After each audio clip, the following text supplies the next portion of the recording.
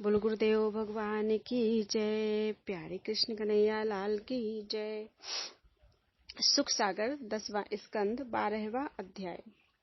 श्री कृष्ण जी का अघासुर को मारना। सुखदेव जी ने कहा, हे राजन, एक दिन श्याम सुंदर यमुना के किनारे खेलने गए। वहां केशव मूर्ति नटवर रूप बनाए, पीताम्बर की कछनी, काछे किरीट, कुंडल पहने, मुकुट पहने, उपरना ओढ़े, लकुटिया हाथ में लिए, एक सखा के कांधे पर हाथ धरे हुए खड़ी थे। उसी समय राधिका ब्रजभान दुलारी, जो लक्ष्मी जी का अवतार, अति सुंदरी 7-8 वर्ष की थीं, स्नान करने गईं। जब श्याम सुंदर और राधा की आंखें सम्मुख हुई, तब पिछली प्रीति याद करके श्री कृष्ण उस पर मोहित हो गए और श्यामा का प्रेम भी उनके ऊपर बहुत लग गया। तब दोनों की प्रीति अंतःकरण से बढ़ी। तब वृंदावन बिहारी ने हंसकर पूछा कि तुम्हारा क्या नाम है और तुम किसकी पुत्री अति सुंदरी व गोरी हो? हमने आज तक तुम्हें कभी नहीं देखा। यह प्रीति भरी हुई बात सुनकर श्यामा बोली, मैं ब्रजभानु की बेटी हूँ, राधिका मेरा नाम है। मैं अपने घर सखियों के साथ खेलती हूँ, बाहर नहीं निकलती, इसलिए तुमने हमको नहीं देखा होगा।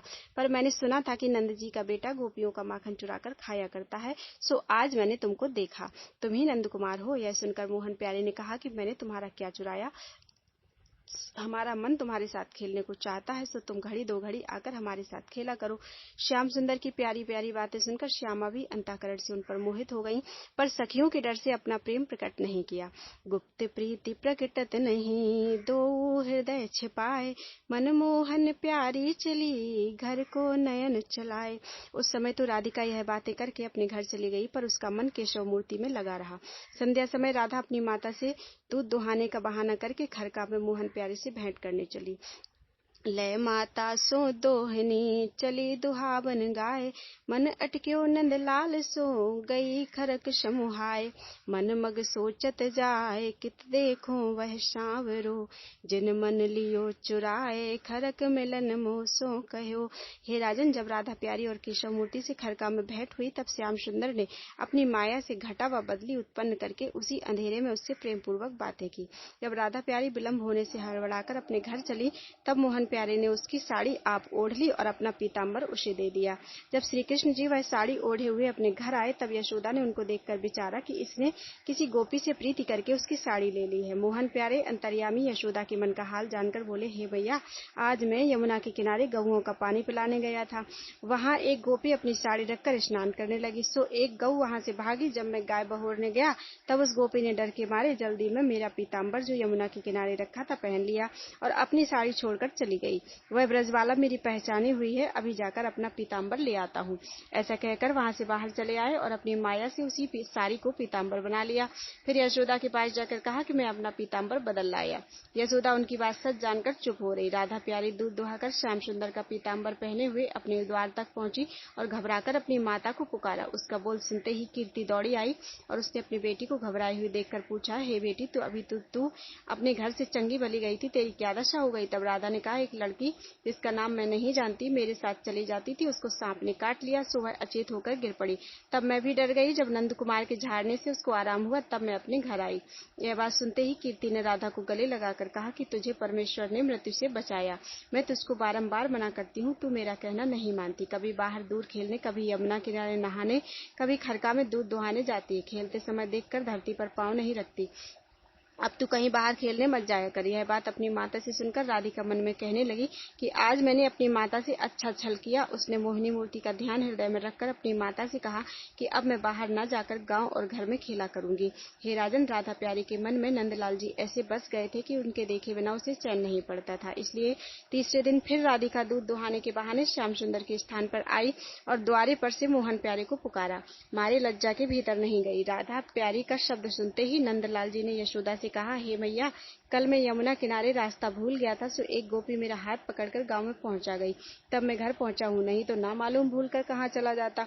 वही ब्रजवाला मेरे साथ खेलने आई है, पर तुम्हारे भय से यहाँ नहीं आती। तुम उसको भीतर बुलाकर देखो। ऐसा कहकर मोहन प्यारे ने अपनी माया ऐसी यशोदा पर फैला दी कि उसको श्यामा से प्रीति उत्पन्न हो गई। तब यशोदा ने श्याम सुंदर से कहा कि तू उसको भीतर बुला ले। यह बात सुनते ही मोहन प्यारे जब राधिका की बाह पकड़कर भीतर ले आए, तब यशोदा ने उसकी सुंदरता देखते ही बड़े प्रेम से अपने पास बैठाकर पूछा कि तू किस गांव में रहती है? मैंने आज तक कभी तुझको नहीं देखा। तेरा व तेरे माता पिता का क्या नाम है? कल मेरा मोहन प्यारा राह भूल गया था, सो तूने बहुत अच्छा किया जो उसको गांव में लेवा लाई। श्यामा ने कहा कि मेरा नाम राधिका है मैं बेटी ब्रसुभानु की, तुमको जानत माय, बहुत बेर मिलनो भयो, यमुना के तट आए। यह सुनते ही यशोदा ने कहा कि मैं जानती हूँ तेरी माता बड़ी कुलवंती और ब्रसुभानु तेरे पिता बड़ा खोटा है।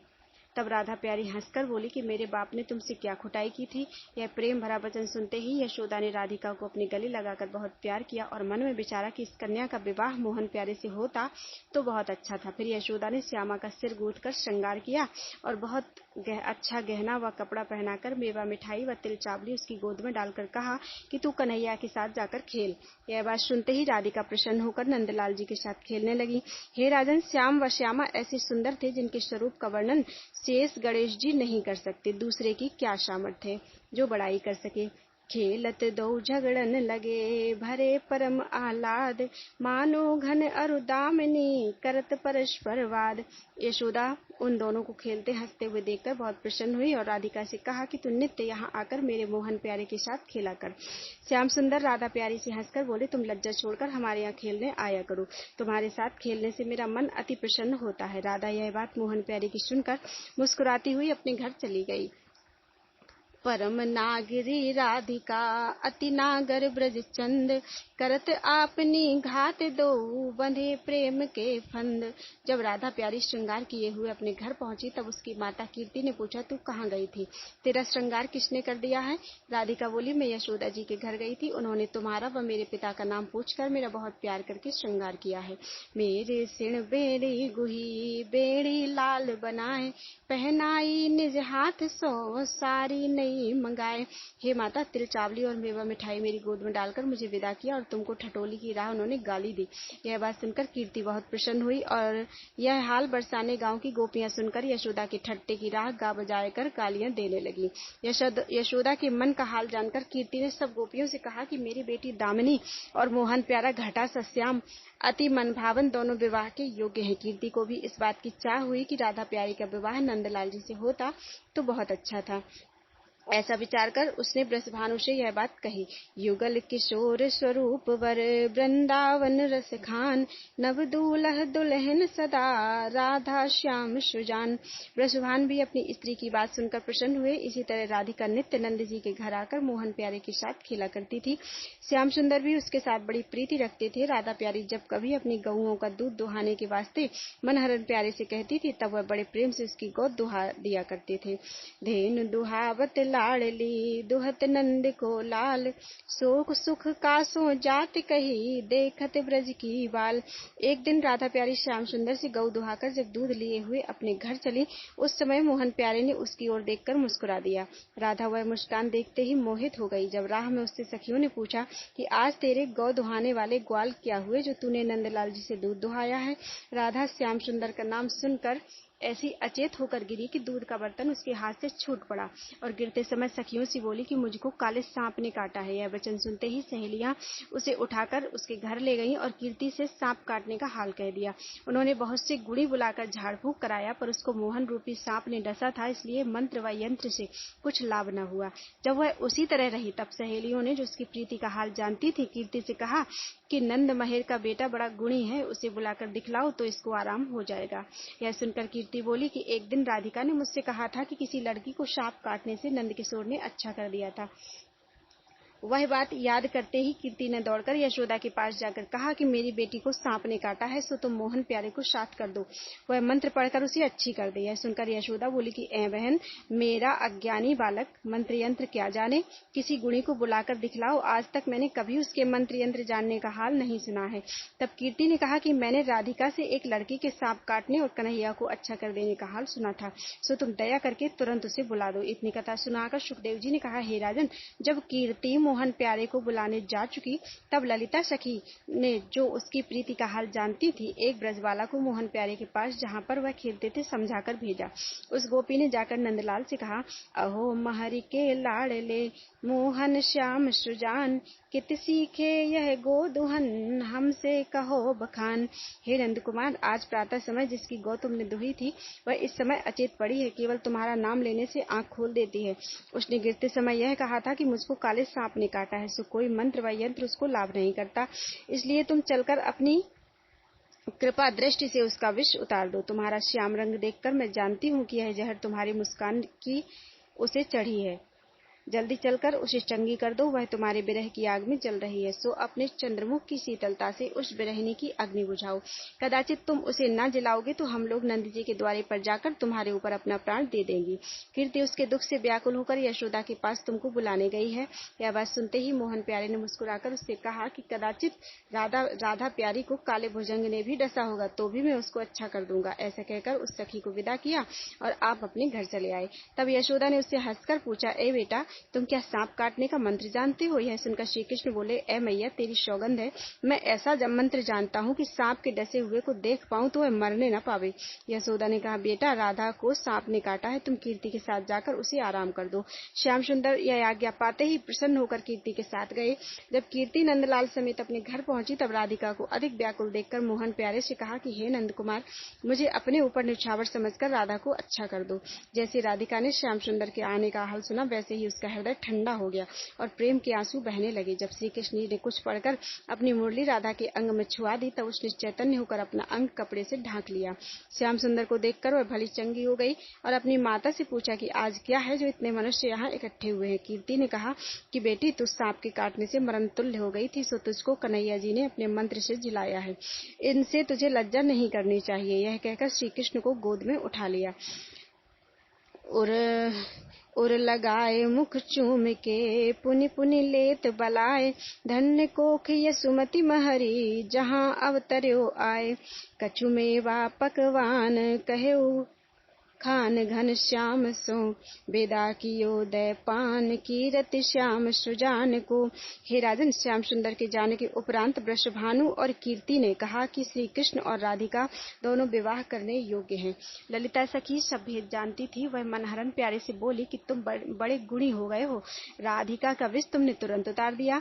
यह मंत्र कभी मत भूलना। मैं तुम्हारा भेद अच्छी तरह जानती हूँ। तुमने राधा को मोहिनी डालकर उसको अपने वश कर लिया है। यह सुनकर श्याम सुंदर हंसते हुए अपने घर चले आए। यशोदा राधिका के आराम होने का हाल सुनकर अति प्रसन्न हुई और मोहन प्यारे को गोद में उठाकर प्यार करने लगी। कारो सुत नंद राय को जाकी लीला नित्य, उन्हीं को ये डसत हैं जिनके उज्ज्वल चित्त। धन्य धन्य ब्रज की बाल, धन्य ब्रज ग्वाल सब, जिनके संग नंद लाल दुहत चरावत धेनु नित। इतनी कथा सुनाकर सुखदेव जी बोले, हे राजन, एक दिन श्याम सुंदर प्रातः समय सब ग्वाल वालों को साथ लिए कलेवा बांधे हुए बछड़े चराने वन में गए। वहां बछड़ों को चराने के वास्ते छोड़ दिया और घड़िया व गेरू से ग्वाल वालों समेत अपने अपने अंग पर चित्रकारी की। अनेक रंग के फूलों का गहना बनाकर पहन लिया और पशु पक्षी आदि की बोलियां बोल बोलकर आपस में खेलने लगे। कबहू गावत सखन संग, कबहू बजावत बेनु, धवरी धुमरी नाम ले, कबहू बुलावत धेनु। हे राजन, उसी समय कंस का भेजा हुआ अघासुर राक्षस श्याम सुंदर के मारने के वास्ते वहां आया और अजगर सांप का रूप बनाकर रास्ते में बैठा। उसका नीचे का होठ पृथ्वी पर और ऊपर का होठ आकाश में जा लगा। जब अचानक श्याम सुंदर ग्वाल वालों समेत जहाँ वह सांप मुख वाये हाथ लगाए बैठा था जा निकले, तब मोहन प्यारे ने ग्वाल वालों से कहा कि जिधर यह पर्वत सी कंदरा सी दिखलाई पड़ती है उधर मत जाना। हे राजन, जब ग्वाल वाल श्याम सुंदर के मना करने पर भी बछड़ों समेत उसी ओर चले गए और उस अजगर को जो 4 कोस लंबा व 1 कोस चौड़ा था देखकर आपस में कहने लगे कि यह पर्वत सा क्या मालूम होता है। जब इसी तरह की बातें करते करते और बछड़े चराते हुए उसके पास जा पहुंचे तब एक बालक बोला कि हे भाई, यह बड़ी डरावनी खोह दिखलाई देती है, इसके भीतर मत जाओ। यह सुनकर तोष नामक बालक ने कहा कि आओ इस कंदरा के भीतर चलें, दुख भंजन हमारे साथ हैं, हमको किसका डर है। कदाचित राक्षस भी होगा तो बकासुर की तरह मारा जाएगा। जब सब ग्वाल बाल ऐसी बातें करते हुए और पीछे मोहन प्यारे का मुख देखते हुए ताल बजाकर उस सांप के मुख में घुसे, तब अघासुर ने ऐसा श्वास खींचा कि सब ग्वाल बाल बछड़ों समेत उसके पेट में चले गए। उस समय अघासुर ने विचारा कि कदाचित आज श्याम बलराम को मारूं तो बकासुर और पूतना का बदला लेकर उसके नाम पर तर्पण करूं। उनकी यह दशा देखकर श्री कृष्ण जी ने कहा, ग्वाल बाल बछड़ा सबे पड़े असुर मुख आए, इन सब हिन की माए सो कहाँ कहोंगो जाए। मेरे सिवा और कोई इनकी रक्षा करने वाला नहीं है, इसलिए हमें भी इस राक्षस के मुख में जाकर इनका प्राण बचाना चाहिए। ऐसा विचार कर श्याम सुंदर भी उस अजगर के मुख में चले गए। तब उसने अति प्रसन्न होकर अपना मुख बंद कर लिया। लिया। यह दशा देखकर देवता चिंता करने लगे और कंस के मित्र राक्षस व दैत्य प्रसन्न हुए। माखन प्रभु कीन्हो तभी बाल शरीर विशाल, श्वास ब्याल को रोक के त्रास दियो तेहि काल। हे राजन, जब मोहन प्यारे के शरीर बढ़ने से श्वास चलना बंद हो गया तब उसके प्राण ब्रह्मांड तोड़कर निकल गए। श्याम सुंदर सब ग्वाल बाल व बछड़ों समेत ज्यों के त्यों बाहर निकल आए। उस समय देवताओं ने अति प्रसन्न होकर वृंदावन बिहारी पर फूल बरसाए और राक्षस व दैत्य केशव मूर्ति की यह महिमा देखकर शोच करने लगे। उस अजगर की आत्मा पहले आकाश में जाकर फिर मोहन प्यारे के मुख में समा गई।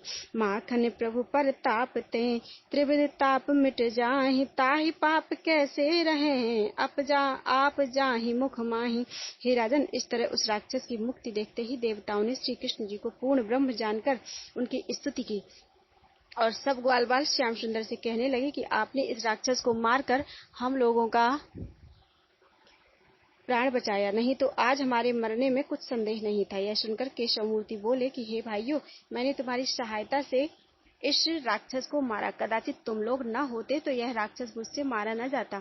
ऐसा कहकर श्याम सुंदर ग्वाल बालों के साथ खेलने लगे।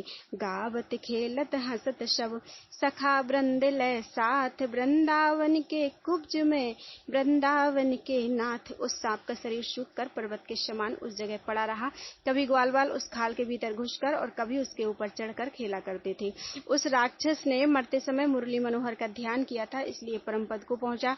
हे राजन, यह बात विश्वास करके जानो कि जो लोग मरते समय नारायण जी का ध्यान कर लेते हैं उनकी मुक्ति होने में कुछ संदेह नहीं रहता। केशव मूर्ति ने 5 वर्ष की अवस्था में अघासुर को मारा। वर्ष दिन के उपरांत उसके मरने का हाल ग्वाल वालों ने अपने घर में कहा। इतनी कथा सुनकर परीक्षित ने पूछा, हे स्वामी, वर्ष दिन तक यानी 1 वर्ष तक यह हाल न कहने का क्या कारण था?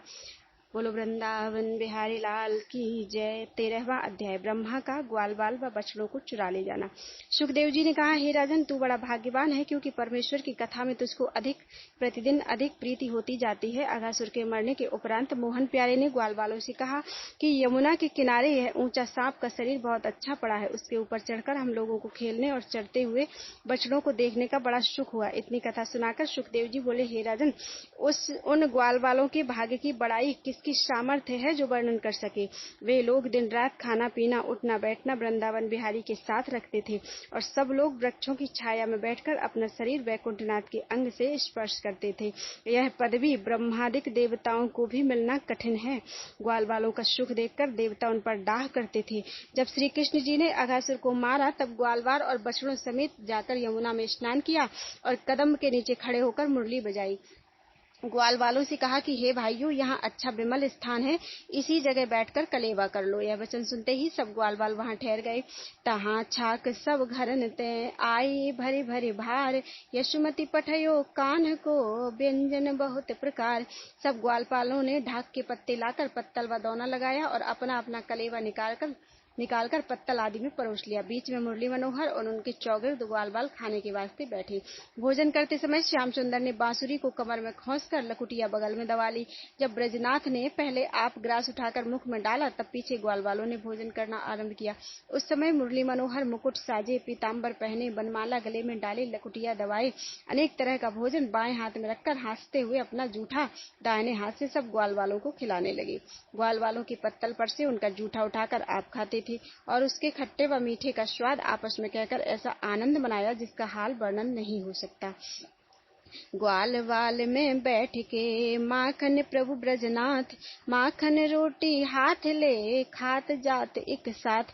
उस मंडली में मनहरन प्यारे चंद्रमा के समान और सब ग्वाल बाल तारा रूप शोभायमान दिखलाई देते थे। उस समय देवता अपने अपने विमानों पर बैठे हुए यह सुख देखकर आपस में कहने लगे कि धन्य भाग्य इन ग्वाल वालों का है, जिनको सच्चिदानंद परब्रह्म अपना जूठा खिलाकर उनकी जूठन आप खाते हैं।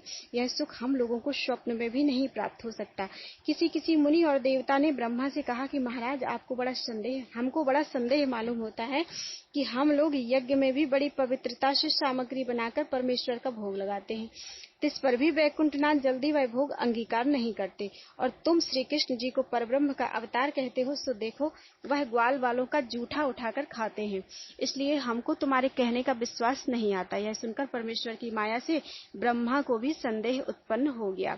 तब ब्रह्मा ने कहा कि मैं अभी ग्वाल बाल व बछड़े हरकर उनकी परीक्षा लेता हूँ। श्री कृष्ण जी सच्चिदानंद का अवतार होंगे तो अपनी माया से दूसरे बछड़े व ग्वाल बाल बना लेंगे। ऐसा कहकर ब्रह्मा वृंदावन में आए और चरते हुए बछड़ों को ले जाकर पर्वत की कंदरा में बंद कर दिया। जब ग्वाल बालों ने बछड़ों को नहीं देखा तब केशव मूर्ति से कहा कि हम लोग तो बैठे हुए कलेवा करते हैं और बछड़े नहीं दिखलाई देते, ना मालूम चरते हुए किधर चले गए।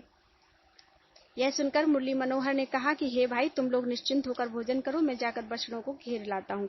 ऐसा कहकर मोहन प्यारे बछड़े ढूंढने गए। जब वन में जाकर बछड़ों को नहीं देखा तब परब्रह्म परमेश्वर अंतर्यामी ने मालूम किया कि मेरी परीक्षा लेने के वास्ते ब्रह्मा बछड़ों को हर ले गए हैं। यह समझते ही बैकुंठनाथ ब्रह्मा का संदेह छुड़ाने के वास्ते अपनी माया से उसी रंग व रूप के दूसरे बछड़े बनाकर ले आए।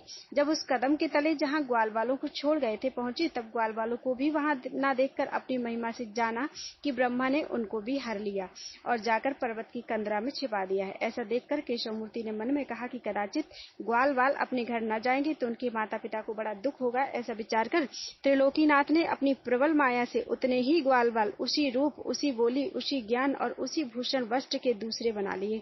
जब संध्या समय मनहरण प्यारे सब ग्वाल बालों और बछड़ों को जो अपनी माया से बनाए थे साथ लिए हंसते व खेलते हुए वृंदावन में आए, तब सब ग्वाल बाल बछड़े समेत अपने अपने घर चले गए।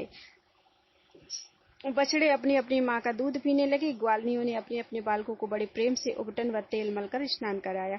श्याम सुंदर की माया से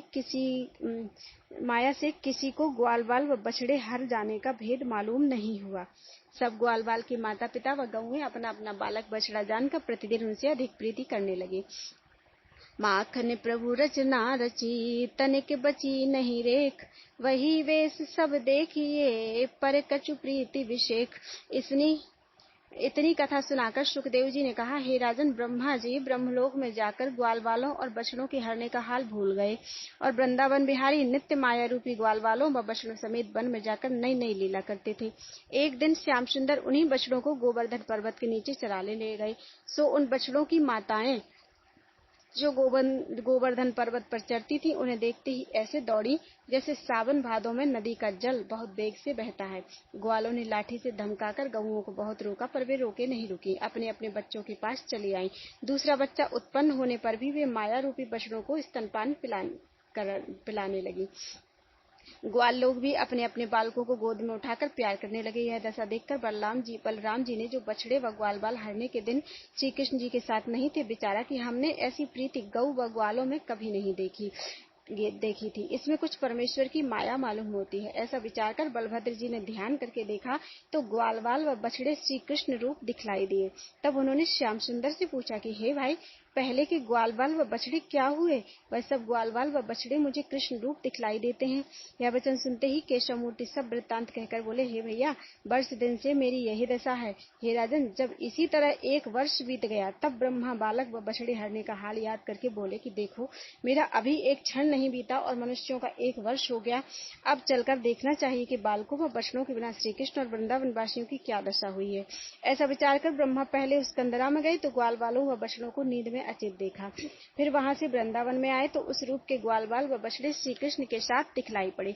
तब ब्रह्मा ने आश्चर्य मानकर मन में कहा कि कंदरा में से ग्वाल बाल व बछड़े यहाँ किस तरह आए?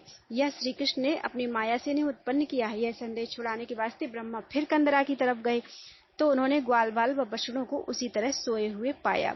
जब फिर वहां से वृंदावन में आए तो बैकुंठनाथ की माया से क्या देखा कि जितने ग्वाल बाल श्याम सुंदर के साथ में थे वे सब चतुर्भुजी रूप, वैजंती माला, किरीट, मुंडल व मुकुट व पीताम्बर आदि पहने विष्णु भगवान के सामने विराजते हैं। एक एक चतुर्भुजी रूप के सामने ब्रह्मा, महादेव और इंद्रादिक देवता हाथ जोड़े स्तुति करते दिखलाई दिए। 8 सिद्धियां व गंगा आदि नदियां अपना अपना रूप धारण किए उनके सामने खड़ी हैं। उनमें कोई ब्रह्मा 4 सिर के, कोई 8 मस्तक के, कोई 16 सिर के दिखलाई दिए। इंद्र की अप्सराओं को नाचते व गंधर्वों को गाना सुनाते उनके सामने देखा। ब्रह्मा को वहां के सब पशु पक्षी व वृक्ष चतुर्भुजी रूप दिखलाई दिए। वहां बाघ और बकरी आदि जीवों को निर्वैर देखा। हे राजन, माया रूपी ग्वाल वालों की यह महिमा देखते ही ब्रह्मा जी ने घबराकर अपनी आंखें बंद कर ली। चित्र के समान चुपचाप खड़े रहे। ज्ञान, ध्यान व अभिमान सब भूलकर मारे डर के कांपने लगे। जब श्याम सुंदर अंतर्यामी ने जाना कि ब्रह्मा अपने कर्तव्य से लज्जित होकर अति व्याकुल हुए, तब उन्होंने माया रूपी ग्वाल आदि को अंतर्धान कर दिया और आप अकेले कृष्ण रूप से मोर मुकुट पहने खड़े रहे। मोह बिकल अति देख के सुंदर श्याम सुजान, प्रकट कियो जब जान निज विधि के उर में ज्ञान। हृदय भई तब शुद्धि यह पूर्ण अवतार हरि।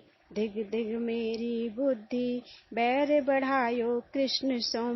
हे राजन, जब वैकुंठनाथ की कृपा से ब्रह्मा के हृदय में ज्ञान उत्पन्न हुआ, तब वे हंस पर से उतर पड़े और अपने चारों मस्तक वृंदावन बिहारी के चरणों पर धर दिए और साष्टांग दंडवत करके हाथ जोड़कर बोले, मैं अपराधी हीन मति पर्यो मोह के जाल। मम कृत दोष न मानिए तुम प्रभु दीन दयाल। कह जानो तुम भेयो मैं ब्रह्मा तुम्हरो कियो। तुम देवन के देव आदि सनातन अजित अज। करुणा करि रोयो महा कहा सके गुण गाय। द्रग जल से धोयो मनो माखन प्रभु के पाए। हे राजन, ब्रह्मा ने रोकर केशव मूर्ति से कहा कि हे दीनानाथ, आपने कृपा करके मेरा अभिमान दूर किया। ऐसा ज्ञान किसी को नहीं है जो तुम्हारे चरित्र व लीला को जाने। सारे संसार को तुम्हारी माया ने मोह लिया है, दूसरा कोई ऐसा नहीं जो आपको मोह सके। आप कर्ता पुरुष हैं, मेरे ऐसे अनेक ब्रह्मा ब्रह्मांड आपके एक एक रोम में बंधे हैं। पुरुष मैं किस गिनती में हूँ। हे दीन दयालु, मेरा अपराध क्षमा कीजिए। हो असाध्य अतिहीन मति तुम गति अगम अगाध। माखन प्रभु पर चोलिए कियो महा अपराध। जब इसी तरह बहुत सी विनती करके ब्रह्मा जी ने बहुत सी विनती की, तब ब्रजनाथ जी ने हंसकर कहा, हे ब्रह्मा, तुम सब जगत की रचना करते हो, तिस पर भी मेरी माया तुम्हें लगी है। यह सुनकर ब्रह्मा ने विनय किया कि हे महाप्रभु, तुम्हारा भेद कोई नहीं जान सकता। तुम्हारी माया ऐसी प्रबल है कि उसने किसी को नहीं छोड़ा। यह दीन वचन सुनते ही श्याम सुंदर ने ब्रह्मा का सिर अपने चरणों पर उठाकर छाती में लगा लिया और कृपा करके ब्रह्मा के आंसू अपने हाथ से पोंछ दिया। यद्यपि लियो उठाए के माखन प्रभु उर लाए। तद्यपि रहो उलझाए के द्रग अरु शीस नवाए। जब ब्रह्मा ने श्री कृष्ण जी की कृपा अपने ऊपर देखी, तब सब ग्वाल बालों और बछड़ों को वहां ला दिया। बोलो वृंदावन बिहारी लाल की जय।